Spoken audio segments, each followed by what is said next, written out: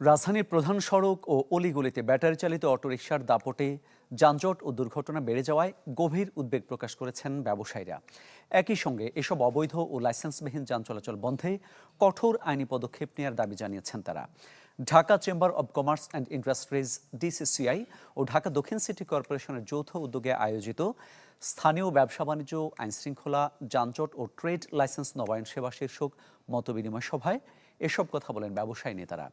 সভায় ডিএসসিসির প্রশাসক মোহাম্মদ আব্দুস সালাম জানান, ট্রেড লাইসেন্স নবায়ন প্রক্রিয়া সহজীকরণ, রাজস্ব ব্যবস্থাপনায় শৃঙ্খলা আনা এবং অবৈধ অটোরিকশার বিরুদ্ধে অবিলম্বে কঠোর আইনি ব্যবস্থা নেওয়া হবে।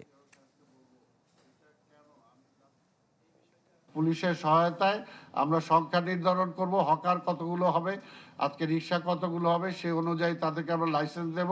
আমাদের লক্ষ্য শুধু তাৎক্ষণিকভাবে ট্রেড লাইসেন্স নবায়ন সহায়তা করা নয়, বরং ভবিষ্যতে ব্যবসায়ীরা যেন সহজে ডিজিটাল প্ল্যাটফর্ম ব্যবহার করে নিজেরাই প্রয়োজনীয় সেবা গ্রহণ করতে পারেন সেই সক্ষমতা তৈরি করা।